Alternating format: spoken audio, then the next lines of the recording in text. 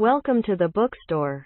Today's book summary is on the book, The Sapiens, A Brief History of Humankind by Yuval Noah Harari. Chapter number 1, An Animal of No Significance. Animals much like modern humans first appeared approximately 2.5 million years ago. Prehistoric humans were insignificant animals, with no more impact on their environment than gorillas, fireflies, or jellyfish. Homo sapiens, the species sapiens, wise, of the genus Homo, man. The rise of sapiens kickstarted the cognitive revolution about 70,000 years ago. Until about 10,000 years ago, many different human species coexisted. Skeletons in the closet. Homo sapiens are just one of many different species of humans that once lived. Homo neanderthalensis, Neanderthals, lived in Europe and Western Asia. Homo erectus, upright man, populated eastern regions of Asia and survived there for 2 million years, making it the most durable human species ever. Homo solonensis, man from the Solo Valley, occupied the island of Java in Indonesia. Homo floresiensis were dwarf humans, reaching a max height of only 3.5 feet and weighing no more than 55 pounds. They lived on the Indonesian island of Flores. Homo denisova lived in Siberia. Homo rudolfensis, man from Lake Rudolph, evolved in East Africa. Homo ergaster, working man, evolved in East Africa as well. There may be many more lost relatives of ours still waiting to be discovered. The cost of thinking. All humans have extraordinary large brains compared to other animals. Big brains are a huge energy drain. We paid for our large brains by spending more time searching for food and muscle atrophy. Upright walking on two legs is another singular human trait. Our hands evolved to perform intricate tasks and produce sophisticated tools. 100,000 years ago, Homo sapiens jumped to the top of the food chain so quickly that the ecosystem did not have time to adjust. Having been one of the underdogs of the savannah, we are full of fears and anxieties over our position, which makes us doubly cruel and dangerous. Many historical calamities, from deadly wars to ecological catastrophes, have resulted from this over-hasty jump. A race of cooks. 300,000 years ago, humans were using fire on a daily basis. Fire allowed humans to cook, which made many more foods digestible. Chimpanzees spend 5 hours a day chewing raw food. Humans spend 1 hour eating cooked food.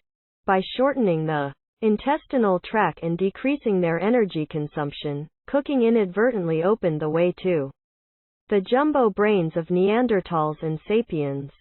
Our brothers keepers.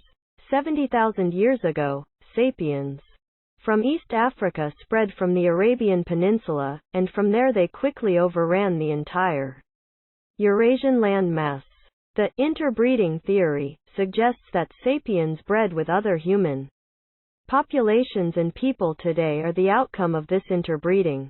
The replacement theory suggests that sapiens could not breed with other humans and killed them off either directly by force or indirectly through competition of resources. 1 to 4% of the unique human DNA of modern populations in the Middle East and Europe is Neanderthal DNA. Whether sapiens are to blame or not, no sooner had they arrived at a new location than the native population became extinct. Chapter number 2. The Tree of Knowledge. 70,000 to 30,000 years ago witnessed the invention of boats, oil lamps, bows and arrows, and needles. The first objects that can reliably call art date from this era, as does the first clear evidence for religion, commerce and social stratification. This time period is referred to as the cognitive revolution. We don't know what caused it. The best guess is a random genetic mutation. Our language is amazingly supple.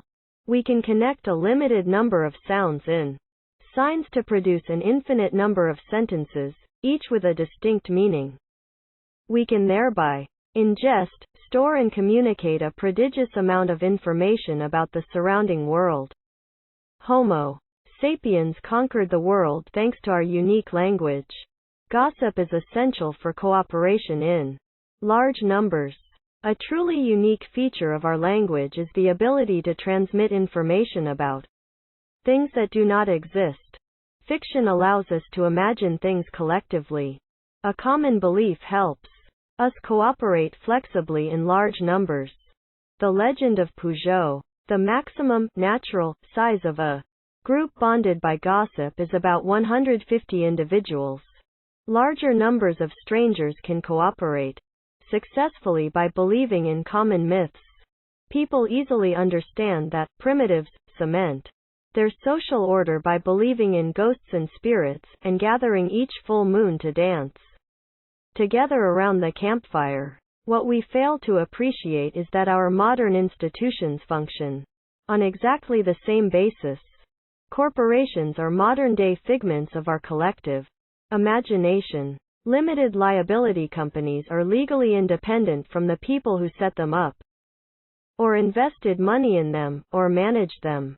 Telling effective stories is not easy. The difficulty lies not in telling the story, but in convincing everyone else to believe it. Much of history revolves around this question. How does one convince millions of people to believe particular stories about gods, or nations, or limited liability companies? Yet when it succeeds, it gives sapiens immense power, because it enables millions of strangers to cooperate and work towards common goals. Bypassing the genome. Archaic humans only changed their behavior, invented new tools, or settled new territory as a result of genetic mutations or environmental pressures. Ever since the cognitive revolution, sapiens have been able to change their behavior quickly, transmitting new behaviors to future generations without any need of genetic or environmental change.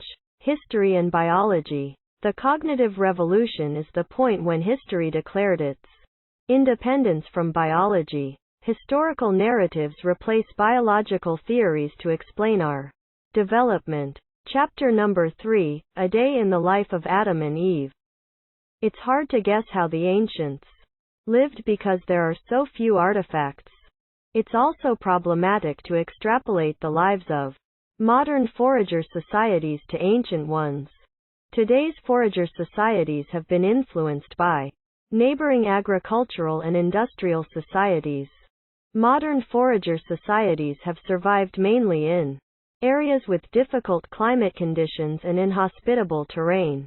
This may provide a very misleading model for understanding ancient societies that roamed fertile areas. Lastly, the most notable characteristic of hunter-gatherer societies is how different they are from one another. Sapiens. The Hadza of northern Tanzania is one of the last remaining hunter-gatherer tribes on Earth. The original affluent society. Dogs were the first domesticated animal.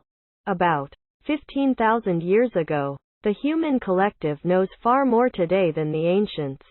But at the individual level, ancient foragers were the most knowledgeable and skillful people in history. The ancients were as fit as marathon runners and had the physical dexterity that people today are unable to achieve even after years of practicing yoga or Tai Chi. They worked just 35 to 45 hours a week. They enjoyed more diverse experiences throughout their days. Ancients ate a varied and nutritious diet. Ancient foragers also suffered less from infectious diseases. The wholesome and varied diet, the relatively short working week, and the rarity of infectious diseases have led many experts to define pre-agricultural forager societies as the original affluent societies. Their world could still be harsh and unforgiving.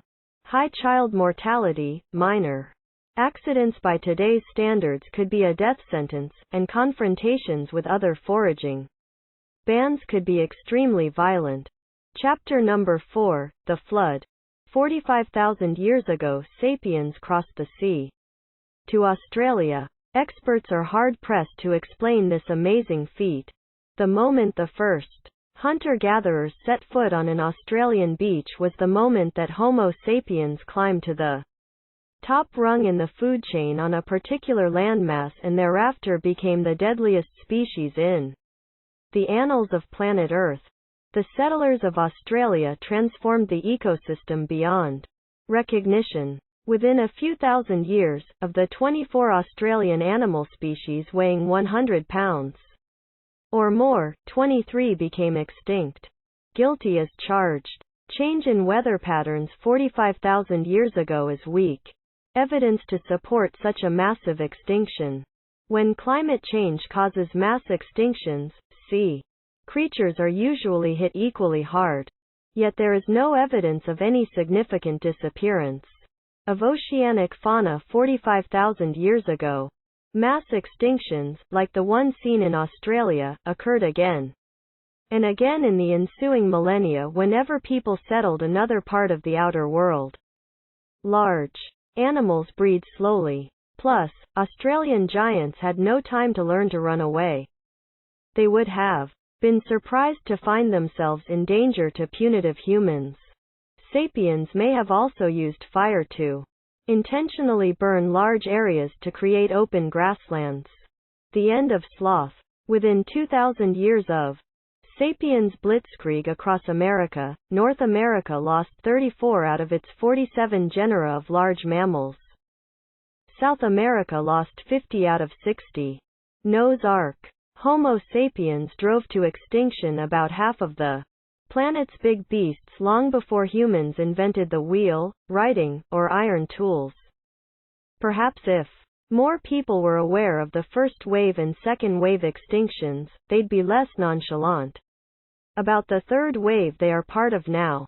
If things continue at the present pace, it is likely that whales, sharks, tuna and dolphins will follow the diprotodons, ground sloths and mammoths to oblivion. Among all the world's large creatures, the only survivors of the human flood will be humans themselves, and the farmyard animals that serve as galley slaves in Noah's Ark.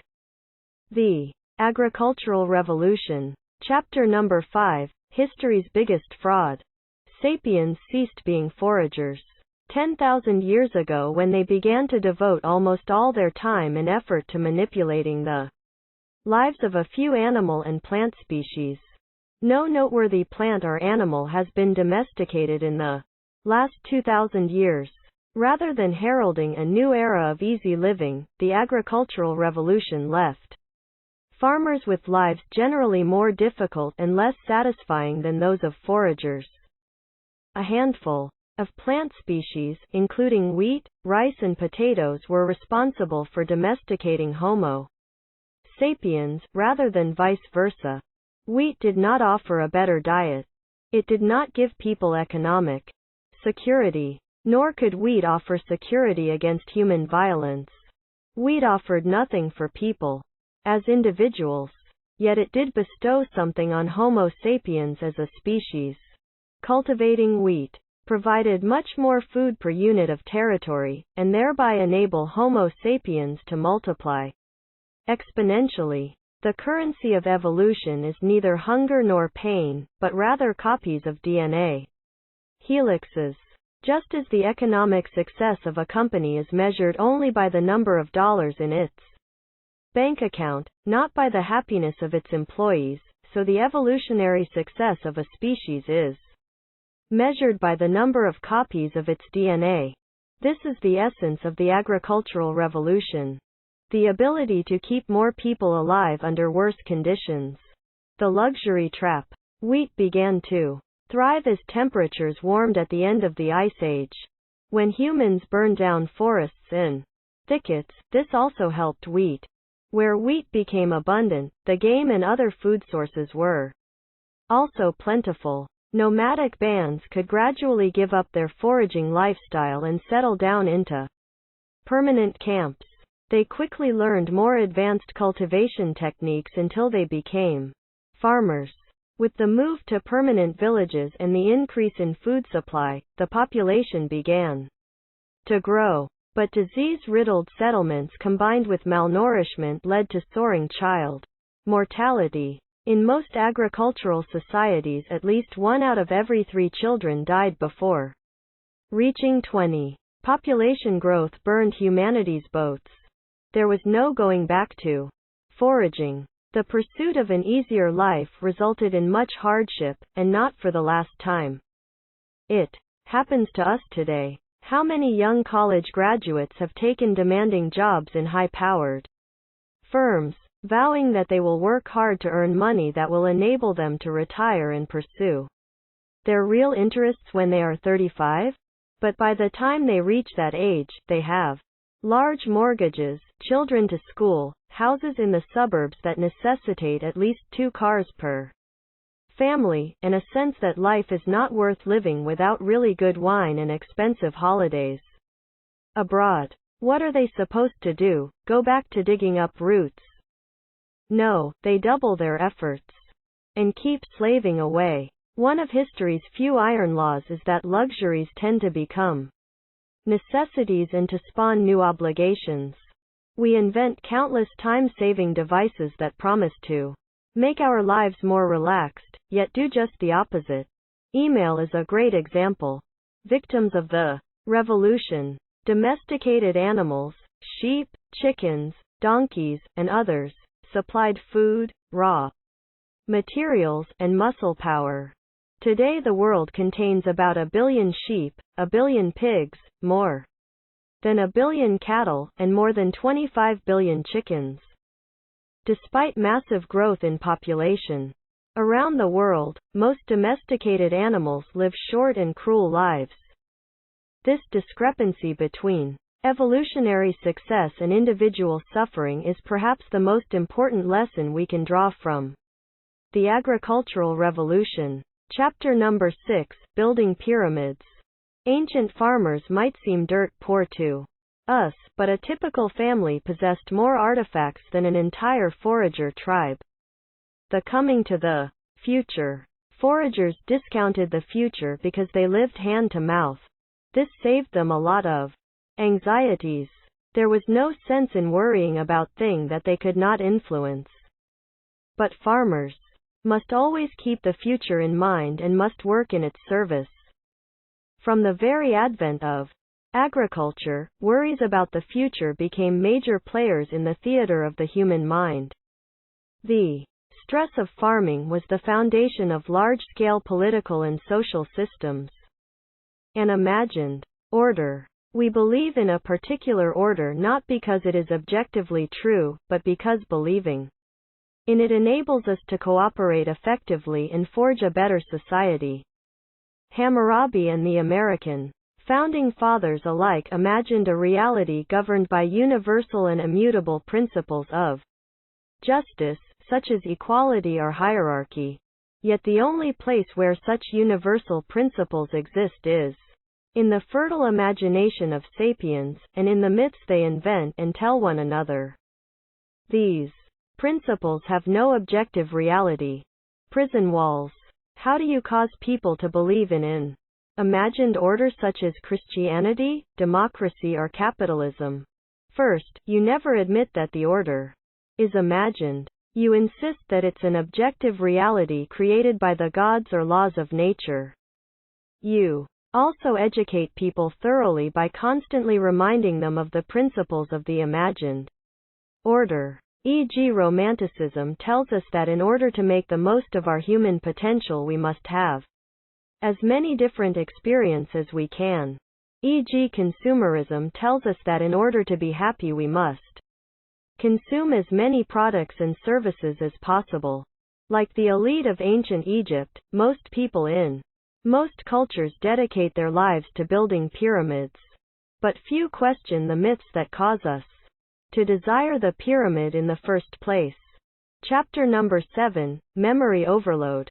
The human brain is not well adapted to storing and processing numbers.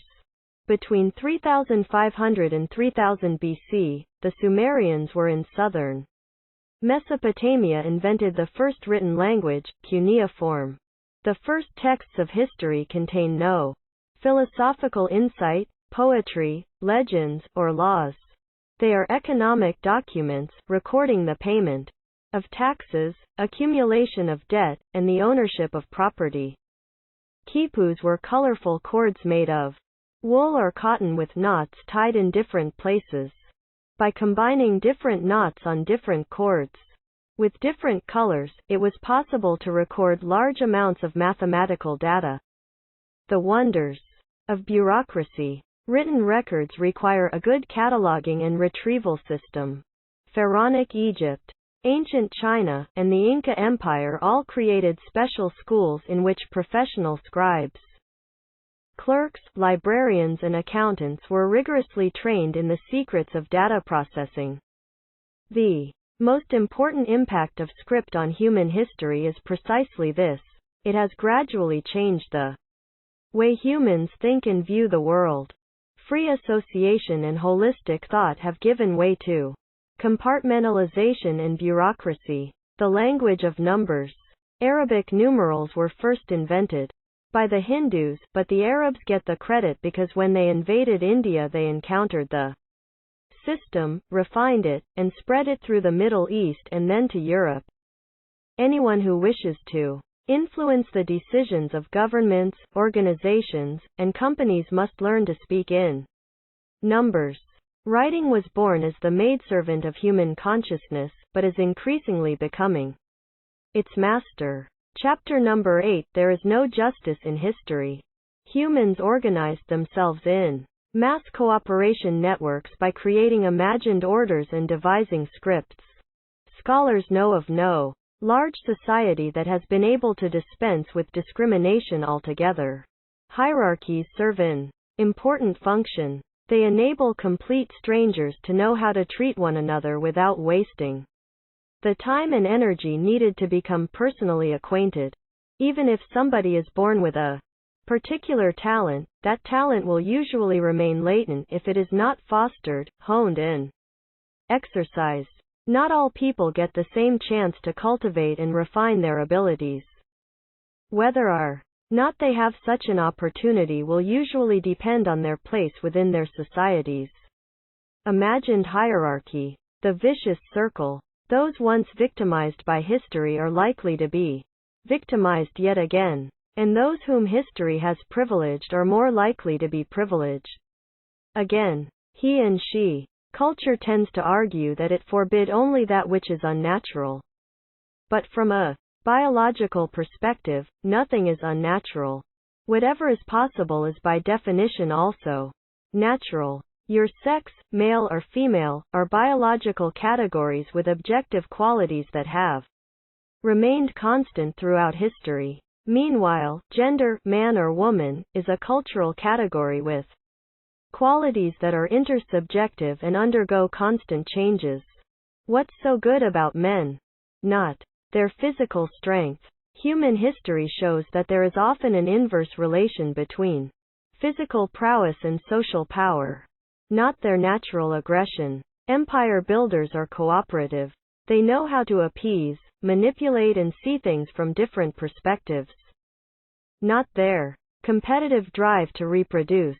The theory that women needed men to protect them while they were pregnant ignores that they could have easily relied on other women. How did it happen that in the one species whose success depends above all on cooperation, individuals who are supposedly less cooperative, men, control individuals who are supposedly more cooperative, women?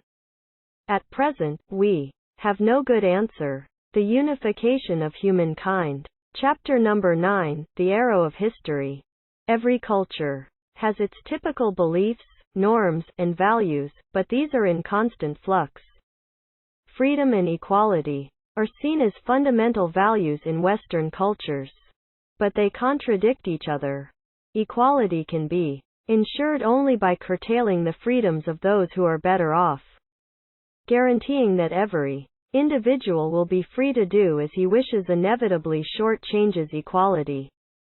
Democrats want a more equitable society, even if it means raising taxes to fund programs.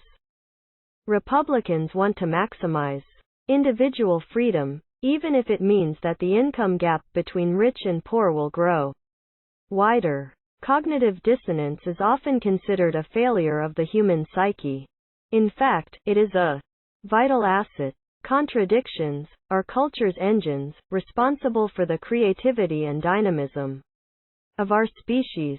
Just as when two clashing musical notes played together force a piece of music forward, so discord in our thoughts, ideas and values compel us to think, re-evaluate and criticize. Consistency is the playground of dull minds. The spy satellite. Over the millennia, small, simple cultures gradually coalesce into bigger and more complex civilizations. Over the last few centuries, all cultures were changed almost beyond recognition by a flood of global influences. The global vision. Merchants, conquerors and prophets were the first people who managed to transcend the binary evolutionary division, us versus them, and to foresee the potential unity of humankind. Money is the greatest global conqueror of all. Chapter number 10, The Scent of Money. Hunter-gatherers had no money. They shared their goods and services through an economy of favors and obligations. The rise of cities and kingdoms and the improvement in transport infrastructure brought about new opportunities for specialization. Complex societies gave rise to the need for money. Shells and cigarettes. Money was not a technological breakthrough. It was a purely mental revolution. Money is anything that people are willing to use in order to represent systematically the value of other things for the purpose of exchanging goods and services. Cowrie. Shells were used as money for about 4,000 years all over Africa, South Asia, East Asia and Oceania. Taxes could still be paid in cowrie shells in British Uganda in the early 20th century. In modern prisons and POW camps, cigarettes have often served as money. Coins and banknotes are a rare form of money today. The sum total of money in the world is about $60 trillion, yet the sum total of coins and banknotes is less than $6 trillion. More than 90% of all money exists only on computer servers. How does money work? Money is the most universal and most efficient system of mutual trust ever devised. Dollars have value only in our common imagination. In other words, money isn't a material reality, it's a psychological construct. Barley was the first type of money. Because people could trust in its inherent biological value, you could eat it. But it was difficult to transport. The real breakthrough in monetary history occurred when people gained trust in money that lacked inherent value, but was easier to store and transport. The gospel of gold. The invisible forces of supply and demand made it such that different cultures all around the world came to value gold in the same way. The price of money. Money can corrode local traditions, intimate relations, and human values. Although money builds universal trust between strangers, this trust is invested not in humans, communities, or sacred values, but in money itself and the impersonal systems that back it.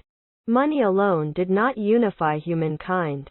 We cannot disregard the equally crucial role of steel. Chapter number 11, Imperial Visions. All empires eventually fall, but they tend to leave behind rich and enduring legacies. Almost all people in the 21st century are the offspring of one empire or another. What is an empire? Empires rule over a significant number of distinct peoples, each possessing a different cultural identity and a separate territory. Empires have flexible borders and a potentially unlimited appetite to conquer more nations and territories. Empires were one of the main reasons for the drastic reduction in human diversity. Evil empires? Empires have been the world's most common form of political organization for the last 2,500 years. It's also a very stable form of government. Building and maintaining an empire usually requires the vicious slaughter of large populations and the brutal oppression of everyone who was left. This does not mean, however, that empires leave nothing of value in their wake. A significant proportion of humanity's cultural achievements owe their existence to the exploitation of conquered populations. Today most of us speak, think and dream in imperial languages that were forced upon our ancestors by the sword. Good guys and bad guys in history. Even if we were to completely disavow the legacy of a brutal empire in the hope of reconstructing and safeguarding the authentic cultures that preceded it, in all probability what we will be defending is nothing but the legacy of an older and no less brutal empire. If an extreme Hindu nationalist were to destroy all the buildings left by the British conquerors, such as Mumbai's main train station, what about the structures left by India's Muslim conquerors, such as the Taj Mahal? The thorny question of cultural inheritance is complex. Simplistically dividing the past into good guys and bad guys leads nowhere. The new global empire. Today's states are fast losing their independence. Not one of them is really able to execute independent economic policies, to declare war as they please, or even run its own internal affairs as it sees fits. The global empire is not governed by any particular state or ethnic group. It is ruled by a multi-ethnic elite, and is held together by a common culture and common interests. Chapter number 12, The Law of Religion. Today, religion is often considered a source of discrimination, disagreement and disunion. Yet, in fact, religion has been the third great unifier of humankind, alongside money and empires. Religion can be defined as a system of human norms and values that is founded on a belief in a superhuman order. The majority of ancient religions were local and exclusive.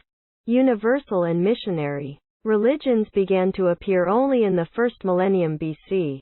Silencing the lambs. The first religious effect of the agricultural revolution was to turn plants and animals from equal members of a spiritual round table into property. Much of ancient mythology is in fact a legal contract in which humans promise everlasting devotion to the gods in exchange for mastery over plants and animals. The first chapters of the book of Genesis are a prime example. The benefits of idolatry. Polytheism is inherently open-minded, and rarely persecutes heretics and infidels. The polytheistic Romans killed no more than a few thousand Christians. In contrast, over the course of the next 1,500 years, Christians slaughtered Christians by the millions to defend slightly different interpretations of the religion of love and compassion. The battle of good and evil. The average Christian believes in the monotheist God, but also in the dualist devil, in polytheist saints, and in animist ghosts. The law of nature. During the first millennium BC, new religions spread that were characterized by their disregard of gods. Examples are Jainism and Buddhism in India, Taoism and Confucianism in China, and Stoicism, Cynicism and Epicureanism in the Mediterranean basin. Buddhism. Siddhartha Gautama, popularly known as the Buddha, was an ascetic, a religious leader and teacher who lived in ancient India. Siddhartha saw that people suffered not just from occasional calamities such as war and plague, but also from anxiety, frustration and discontent. When the mind experiences something distasteful, it craves to be rid of the irritation. When the mind experiences something pleasant, it craves that the pleasure will remain and will intensify. Therefore, the mind is always dissatisfied and restless. The only way to end the vicious cycle is to simply understand things as they are. Then there will be no suffering. To accept sadness as sadness, joy as joy, pain as pain. Siddhartha developed a set of meditation techniques that train the mind to experience reality as it is, without craving. These practices train the mind to focus all its attention on the question, what am I experiencing now, rather than on, what would I rather be experiencing? Suffering arises from craving. The only way to be fully liberated from suffering is to be fully liberated from craving, and the only way to be liberated from craving is to train the mind to experience reality as it is. Buddha, the last 300 years has seen the rise of secularism. People believe in ideologies like capitalism, communism, nationalism, or liberalism with as much zeal as they believe in theist religions. Ideologies and religions are essentially the same thing. Humanist religions worship Homo sapiens and believe that we have a unique and sacred nature fundamentally different from all other animals and phenomena. Liberal humanism believes that humanity is a quality of individual humans, and that the liberty of individuals is therefore sacrosanct. Human rights are their commandments. Socialist humanism believes that humanity is collective rather than individualistic, whereas liberal humanism seeks as much freedom as possible for individual humans. Socialist humanism seeks equality between all humans. Evolutionary humanism believes that humankind is not something universal and eternal, but rather a mutable species that can evolve or degenerate. Nazis are the most famous representatives of this way of thinking. Chapter number 13, The Secret of Success. Saying that a global society was inevitable is not the same as saying that the end result had to be the particular kind of global society we now have. The hindsight fallacy. The better you know a particular historical period, the harder it becomes to explain why things happened one way and not another. Possibilities, which seem very unlikely to contemporaries, often get realized. When Constantine assumed the throne in 306, Christianity was little more than an esoteric Eastern sect. If you were to suggest then that it was about to become the Roman state religion, you'd have been laughed at. History cannot be explained deterministically, and it cannot be predicted because it is chaotic. Unlike physics or economics, history is not a means for making accurate predictions. We study history not to know the future but to widen our horizons, to understand that our present situation is neither natural nor inevitable, and that we consequently have many more possibilities before us than we imagine. Blind Cleo. History is not made for the benefits of humans. There is no proof that human well-being inevitably improves as history rolls along. The Scientific Revolution. Chapter number 14, The Discovery of Ignorance. The last 500 years have witnessed a phenomenal and unprecedented growth in human power. Population has grown 14x, production has grown 240x, and energy consumption has grown 115x. Development of the atomic bomb in 1945 not only changed the course of history, but also gave humankind the capability to end it. Humans have increasingly come to believe that they can increase their capabilities by investing in scientific research. Ignoramus. Modern science is built upon a willingness to admit that we do not know, the centrality of observation and mathematics, and the acquisition of new powers. Ancient traditions of knowledge only admitted two kinds of ignorance. An individual may be ignorant to something important, or an entire tradition might be ignorant of unimportant things. Modern-day science is a unique tradition of knowledge, inasmuch as it openly admits collective ignorance regarding the most important questions. The scientific dogma. Knowledge is connecting observations with mathematical theories. In medieval Europe, logic, grammar and rhetoric formed the educational core. Today's students study mathematics and other exact sciences. Knowledge is power. Not everybody understands quantum mechanics, cell biology, or macroeconomics. Nevertheless, we all benefit from the power science gives us. Utility is the best test for truth. A theory that enables us to do new things constitutes knowledge. Napoleon's troops, led by all his tactical genius, still wouldn't stand a chance against an inept general. With modern weaponry, gunpowder was invented in China 600 years before cannons became a decisive factor in battle. The Chinese used the new compound for firecrackers. Science, industry and military technology intertwined only with the advent of the capitalist system and the Industrial Revolution, the ideal of progress. Until the scientific revolution, most human cultures did not believe in progress. They thought the golden age was in the past. Admitting our ignorance, combined with new power from scientific discoveries, led people to suspect that real progress was possible.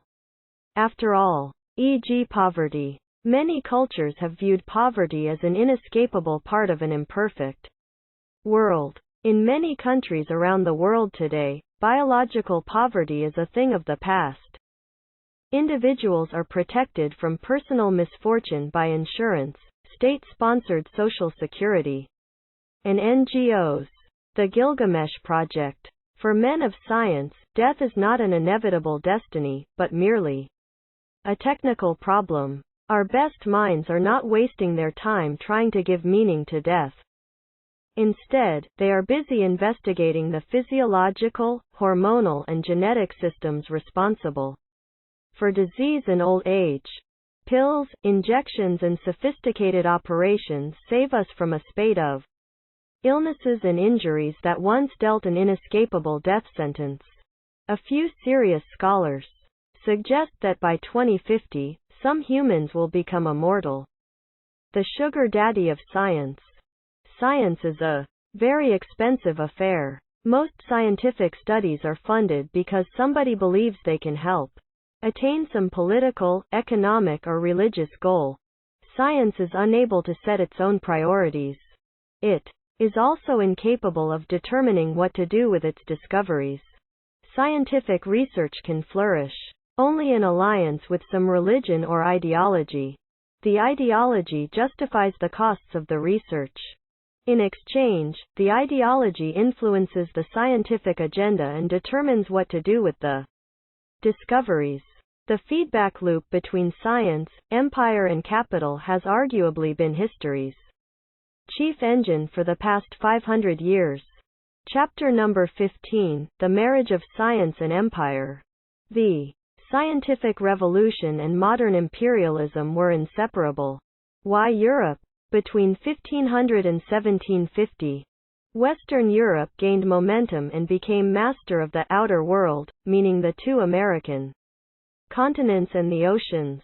But only because the great powers of Asia showed little interest in them. The global center of power shifted to Europe only between 1750 and 1850 when Europeans humiliated the Asian powers in a series of wars and conquered large parts of Asia.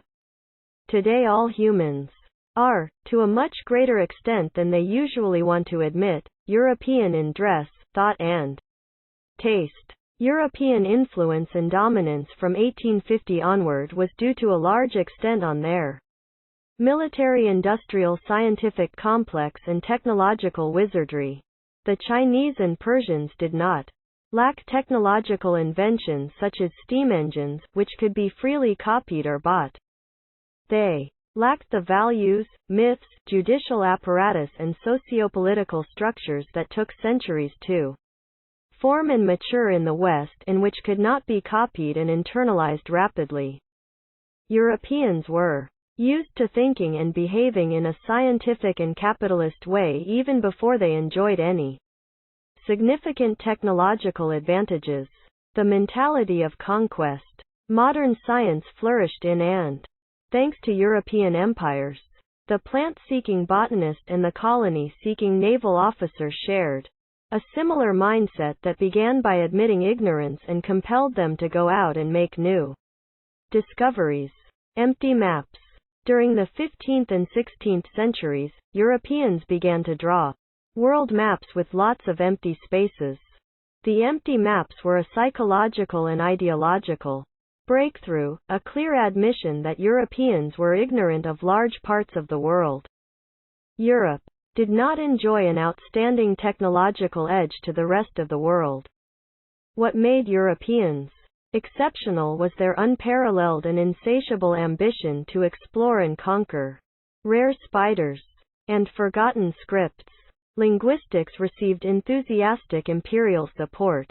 The European empires believed that in order to govern effectively they must know the languages and cultures of their subjects.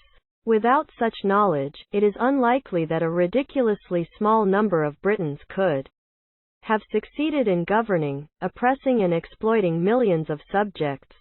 Modern Europeans came to believe that acquiring new knowledge was always good.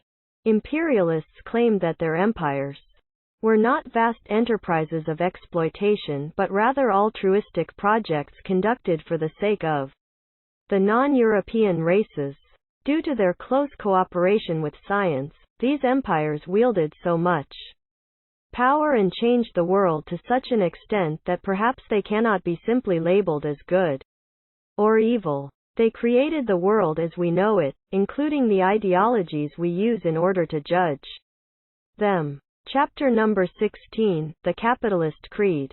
To understand modern economic history, you really need to understand a single word: growth. For most of history, the economy stayed much the same size. Credit enables us to build the present at the expense of the future. It's founded on the assumption that our future resources are sure to be far more abundant than our present resources. A growing pie. Over the last 500 years, the idea of progress convinced people to put more and more trust in the future. This trust created credit. Credit brought real economic growth, and growth strengthened the trust in the futures and opened the way for even more credit. Adam Smith's claim that the selfish human urge to increase private profits is the basis for collective wealth is one of the most revolutionary ideas in human history, revolutionary not just from an economic perspective, but even more so from a moral and political perspective. What Smith says is, in fact, that greed is good, and that by becoming richer I benefit everybody, not just myself. Egoism is altruism. In the New Capitalist Creed, the first and most sacred commandment is, the profits of production must be reinvested in increasing production. Capitalism has gradually become more than just an economic doctrine. It now encompasses an ethic, a set of teachings about how people should behave, educate their children and even think. Ask a capitalist how to bring justice and political freedom to a place like Zimbabwe or Afghanistan, and you are likely to get a lecture on how economic affluence and a thriving middle class are essential for stable democratic institutions. Capitalism's belief in perpetual economic growth flies in the face of almost everything we know about the universe. Banks and governments print, but ultimately, it is the scientists who foot the bill. Columbus searches for an investor. Napoleon made fun of the British, calling them a nation of shopkeepers. Yet these shopkeepers defeated Napoleon himself, and their empire was the largest the world has ever seen. In the name of capital, the amount of credit in an economy is determined not only by purely economic factors, but also by political events such as regime changes or more ambitious foreign policies. The cult of the free market. At the end of the Middle Ages, slavery was almost unknown in Christian Europe. During the early modern period, the rise of European capitalism went hand in hand with the rise of the Atlantic slave trade. Unrestrained market forces, rather than tyrannical kings or racist ideologues, were responsible for this calamity.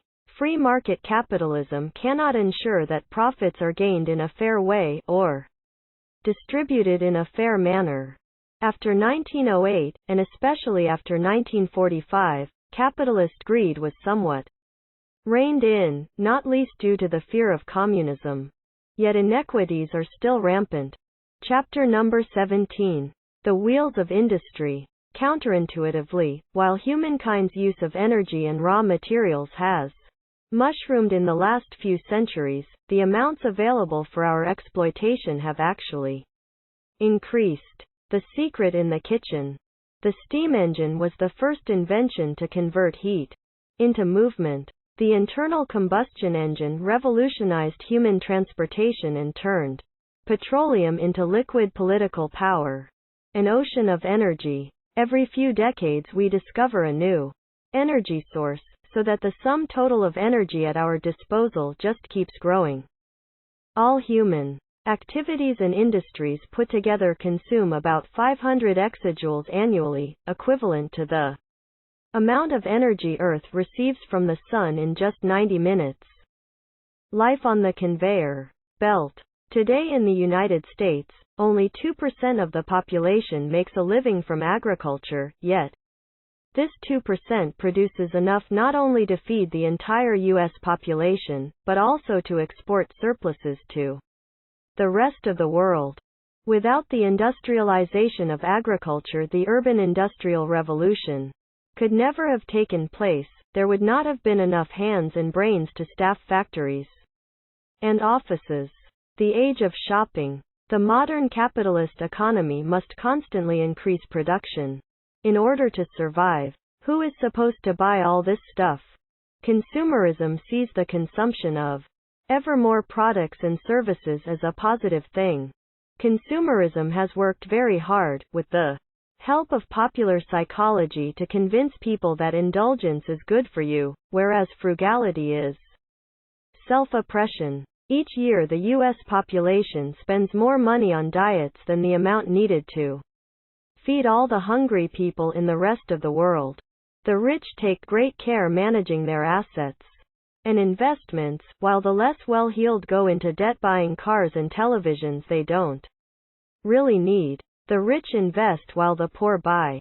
Chapter number 18. A Permanent Revolution.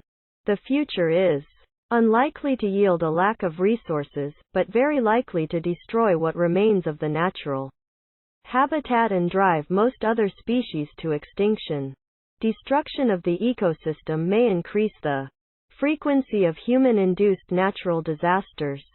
Modern time. The Industrial Revolution turned the timetable and the assembly line into a template for almost all human activities.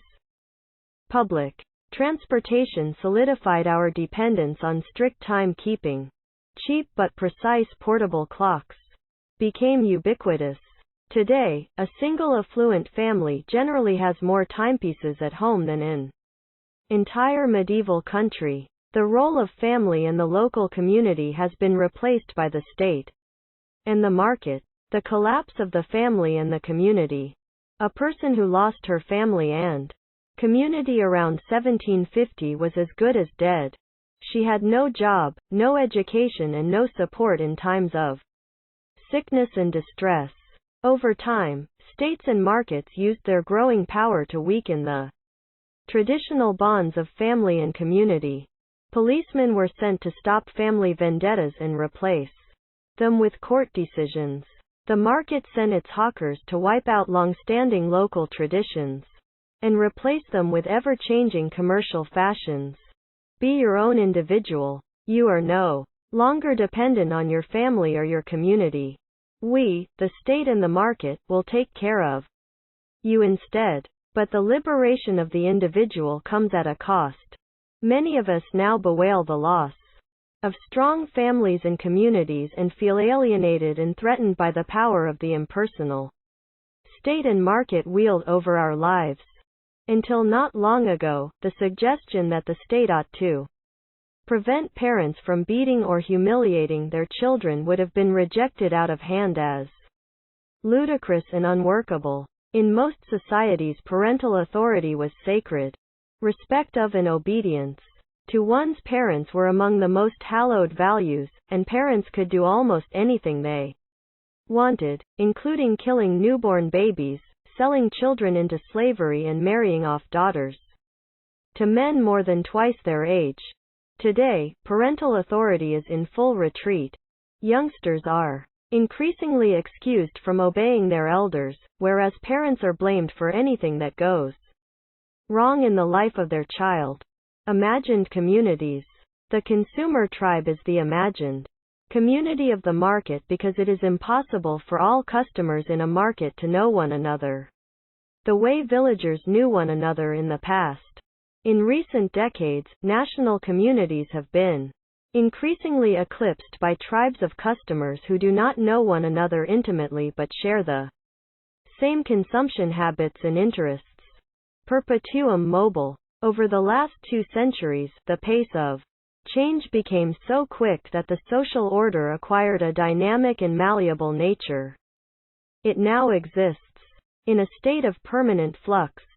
Today, even a 30-year-old can honestly tell disbelieving teenagers, "When I was young, the world was completely different." The only characteristic of modern society of which we can be certain is the incessant change. The 7 decades that have elapsed since the end of World War II have been the most peaceful era in human history, and by a wide margin. This is surprising because these very same decades experienced more economic, social and political change than any previous era. Peace in our time. Most people don't appreciate just how peaceful an era we live in. We easily forget how much more violent the world used to be. In the year following the 9/11 attacks, despite all the talk of terrorism and war, the average person was more likely to kill himself than to be killed by a terrorist, a soldier or a drug dealer.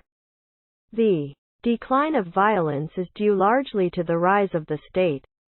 Throughout history, most violence resulted from local feuds between families and communities. The price of war has gone up dramatically. The Nobel Peace Prize to end all peace prizes should have been given to Robert Oppenheimer and his fellow architects of the atomic bomb. Nuclear weapons have turned war between superpowers into collective suicide, and made it impossible to seek world domination by force of arms. The profits of war have declined.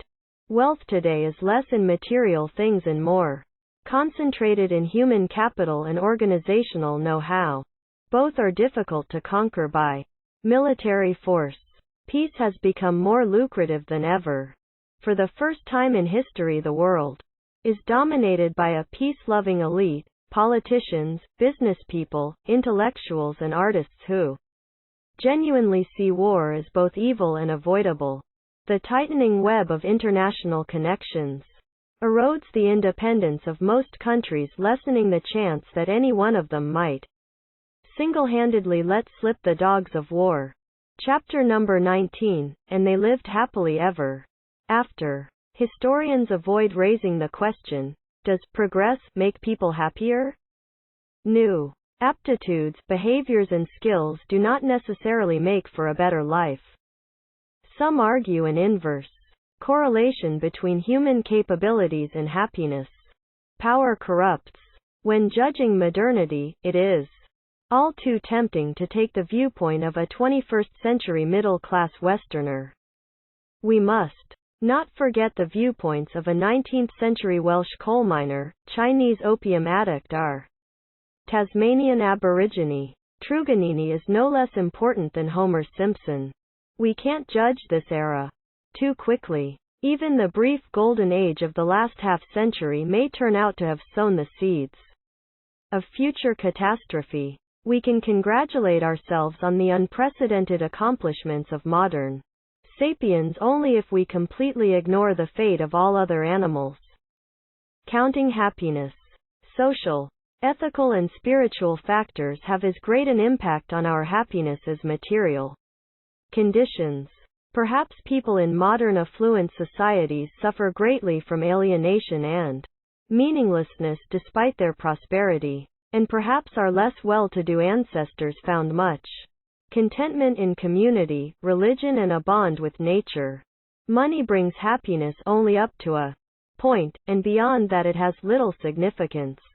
Illness is only a source of long-term distress. If the condition continues to deteriorate or causes ongoing pain, family and community seem to have more impact on our happiness than money and health. Improvement in material conditions over the past 2 centuries may have been offset by the collapse of family and community. If so, the average person may well be no happier today than in 1800. Happiness equals to expectations minus reality. We moderns have an arsenal of tranquilizers and painkillers at our disposal, but our expectations of ease and pleasure, and our intolerance of inconvenience and discomfort, have increased to such an extent that we may well suffer from pain more than our ancestors ever did. Chemical happiness. People are made happy by pleasant sensations in their bodies. We are predisposed to maintain a certain threshold of happiness. Some people are naturally more cheerful than others. If we accept the biological approach to happiness, then history turns out to be of minor importance, since most historical events have had no impact on our biochemistry. When we finally realize that the keys to happiness are in the hands of our biochemical system, we can stop wasting our time on politics and social reforms, putschs and ideologies, and focus instead on the only thing that can make us truly happy: manipulating our biochemistry. The meaning of life. According to a study by Daniel Kahneman, happiness may consist in seeing one's life in its entirety as meaningful and worthwhile. Perhaps happiness is synchronizing one's personal delusions of meaning with the prevailing collective delusions. Chapter number 20, The End of Homo Sapiens. The replacement of natural selection by intelligent design could happen in any of 3 ways: through biological engineering, cyborg engineering, or the engineering of inorganic life. Geneticists hope to revive extinct animals. Prosthetics have been engineered to be controlled by the electrical signals from the brain. The next stage of history will include not only technological and organizational transformations, but also fundamental transformations in human consciousness and identity. So here we come to the end of this book summary. Thank you for listening to the bookstore. Make sure you hit that subscribe button and like the video. Later.